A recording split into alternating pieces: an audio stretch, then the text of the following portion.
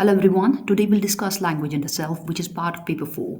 For your clarity, I'm analyzing October-November 2024 past paper.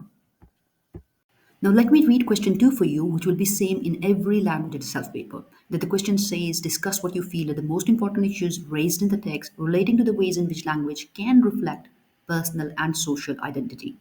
You should refer to the specific details from the text as well as the ideas and examples from your wider study of language and the self. So there are three things here in the question for you that you have to focus on. First thing, you need to identify all the key issues that are given in the text. And here the main theme is language can reflect personal and social identity. So keep this thing in mind. You have to relate the issues that you identify in the text to the theories and the concepts of language and the self.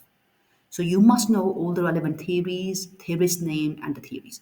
And then you have to provide examples from the given text and your wider study. Now we are focusing on the key issues raised in the text. And the first point is that the school bans words and phrases. Even the title says the same thing that the slang ban in London school. So London secondary school is implementing a ban on certain words and phrases that are used in the classrooms. And it includes basically at the start of the sentences and the slang terms like, bear, that's long, cut eyes at me. And the school has created a list of these banned terms. So now you have pointed out the point there, an issue there. So from the text, and now you will link this issue to the relevant theory. So this action, which is done by a school or institution, it points to the prescriptivist approach to language. So what is prescriptivism now? In general linguistic theory, it is a view that there are correct and incorrect ways to use language, and that rules should be enforced to maintain a supposed standard.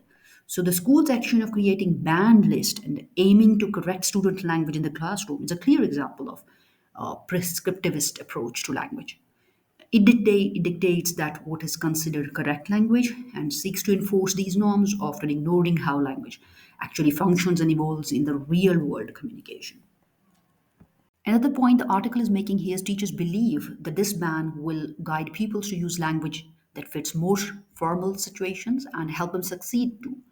This kind of rationale aligns with French sociologist Pierre Bourdieu's concept of linguistic capital.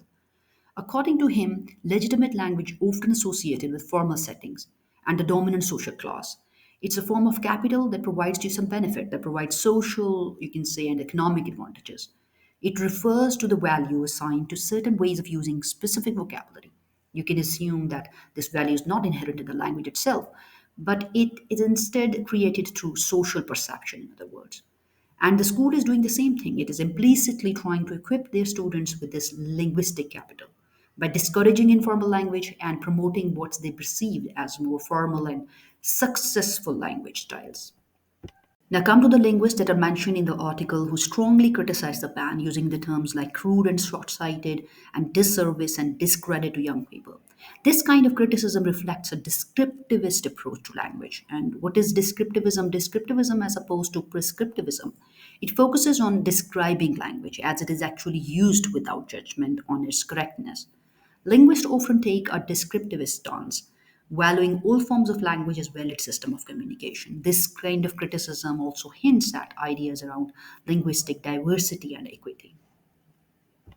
Now we are talking about all those arguments that are in favor of using slangs. In this article, Dr. Marcelo argues that slang has always been at the forefront of linguistic innovation.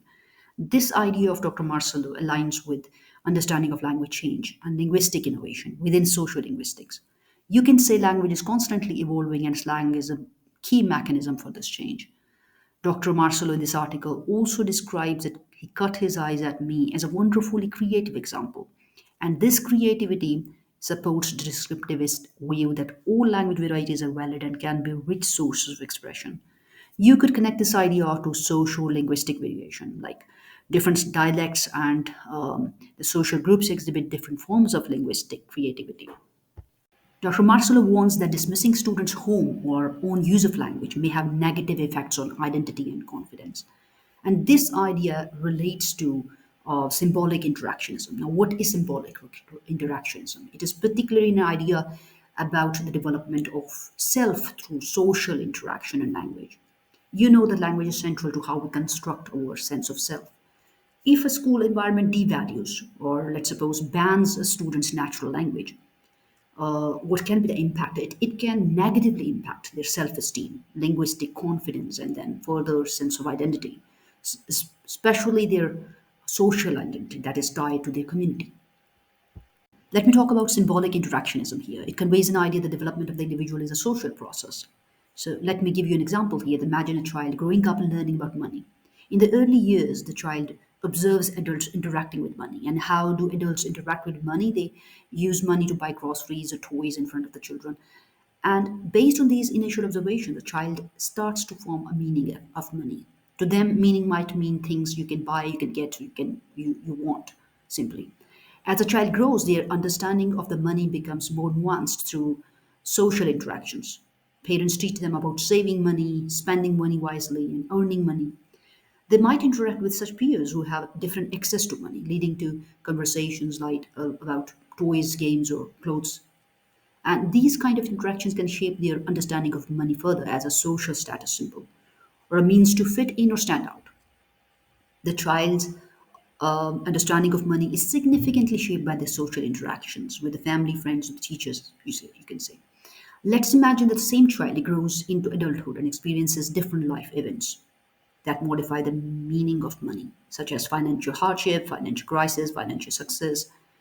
The meaning of money is never fixed in any part of your life. It can mean different things at different times, different stages of your life, and even under different circumstances. So, language is a primary tool for social interaction. And through this interaction, we learn to understand ourselves, not only ourselves, but how others perceive us. So, in the same context, if we talk about the school environment, which is a space meant to nurture learning and growth, if it explicitly labels a student's natural linguistic expression as banned or unacceptable, it can deeply damaging to the sense of self-worth and linguistic confidence. Then there is an idea given by language consultant Tony Thorne, who claims shouldn't be about good or bad language. It should be about appropriate language for the context it embodies a descriptivist approach here. And also reflects a sociolinguistic concept of register. For example, different situations call for different linguistic registers or styles. So Thorne's quote is essentially advocating for teaching students about linguistic register and appropriateness rather than enforcing prescriptivist bans. Then we have something said by Dr. Sharpling. Dr. Sharpling points out that banning slang could make students feel that they must abandon aspects of their cultural identity that are expressed through the language. And this idea links strongly to language and social identity. For many students, slang and dialects are integral to their cultural background, community, and personal identity. A ban can be perceived as a rejection to these cultural aspects, potentially putting a pressure to conform to a dominant linguistic norm. You could also link this idea to Bourdieu's symbolic domination, where dominant linguistic forms are imposed and potentially marginalizing other varieties and the identities associated with them. This is how you can respond to language and self-question in exams. You briefly summarize this article and discuss issue one, issue two, means discuss all the issues that are raised in the article along with the supporting theory, and then you give a conclusion in the end.